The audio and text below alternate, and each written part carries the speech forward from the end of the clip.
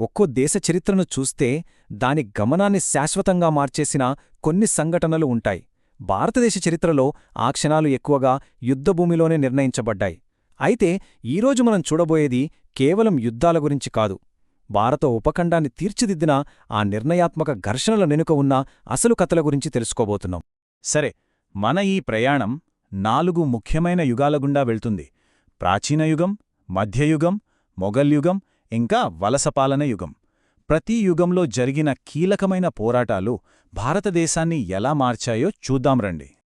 మొదటగా ప్రాచీన యుగంతో మొదలుపెడదాం. ఈ కాలంలో జరిగిన తొలి యుద్ధాలు కేవలం అధికారం కోసం జరిగినవి కాదన్నమాట.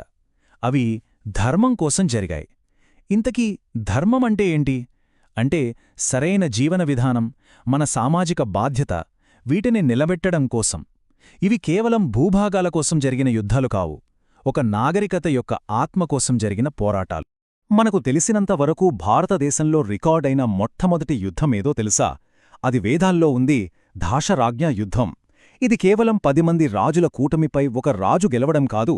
ఈ సంఘర్షణ భారత తెగ ఆధిపత్యాన్ని స్థాపించింది.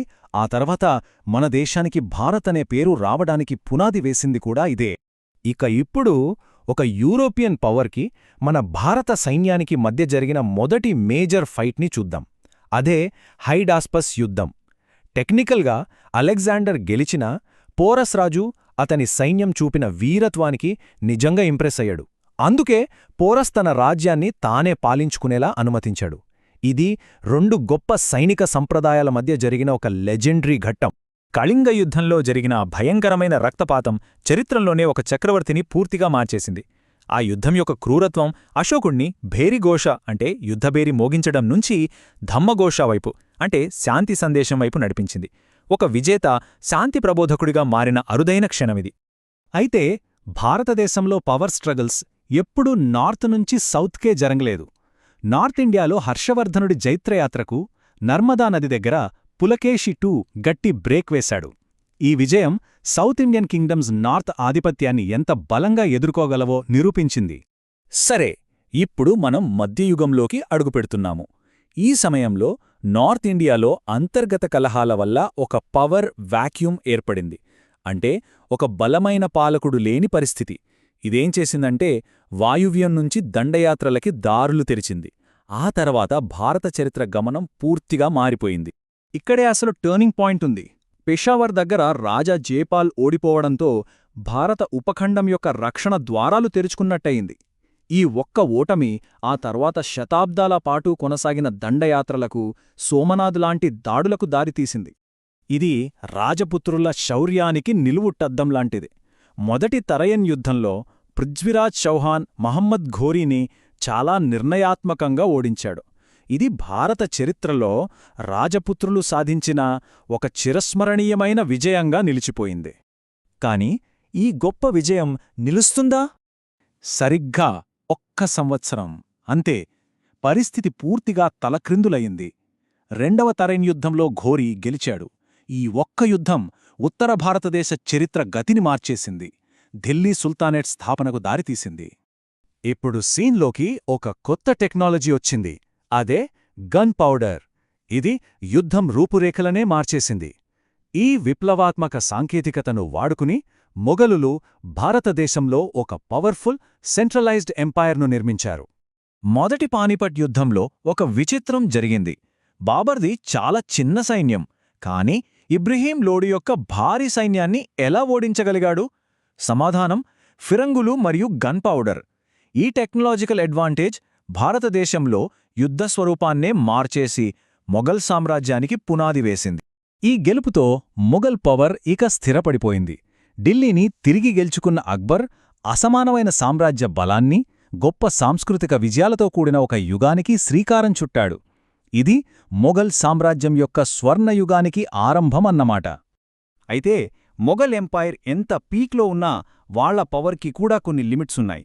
దక్షిణాన తల్లికోట యుద్ధంలో విజయనగర సామ్రాజ్యం పతనం ఒక ప్రాంతీయ శక్తి ముగింపును చూపిస్తే, ఈశాన్యంలో అహోం రాజ్యం మొఘలులను విజయవంతంగా అడ్డుకుంది.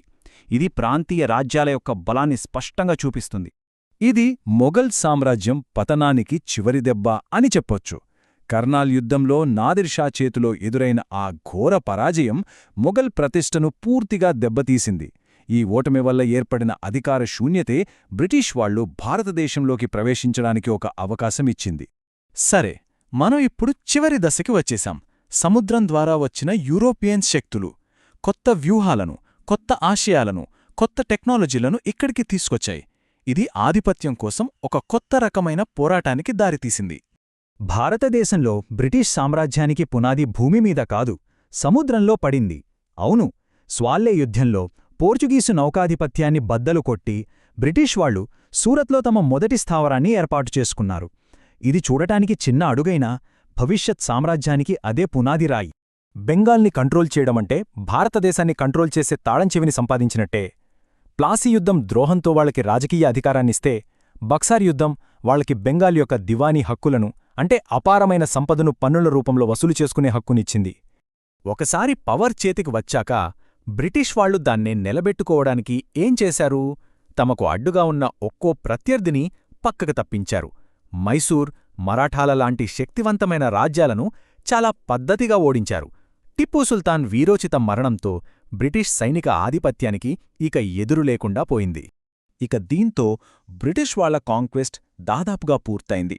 ఉపఖండంలోని చివరి ప్రధాన స్వతంత్ర రాజ్యం సిక్కు సామ్రాజ్యం కూడా పడిపోవడంతో బ్రిటిష్ వారి ప్రాదేశిక ఆధిపత్యం సంపూర్ణమైంది.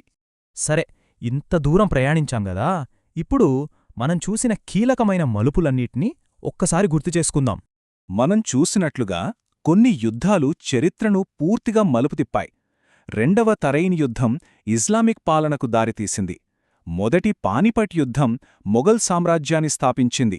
ఇక ప్లాసీ, బక్సార్ యుద్ధాలు బ్రిటిష్ పాలనకు పునాదులు వేశాయి. చూశారా, ప్రతి యుద్ధం ఒక కొత్త శకానికి నాంది పలికింది. మనం ఇప్పటిదాకా చూసింది కేవలం పాత యుద్ధాల కథ కాదు, ఇదొక చైన్ రియాక్షన్ లాంటిది. ప్రతి సంఘర్షణ ఒక కొత్త రియాలిటీకి దారితీసింది. ఈ చారిత్రక ప్రవాహాన్ని చూసినప్పుడు మనల్ని మనం ఒక ప్రశ్న వేసుకోవాలి. మన కాలంలోని నిర్ణయాత్మక క్షణాలేవి? అవి మన భవిష్యత్తును ఎలా తీర్చిదిద్దబోతున్నాయి?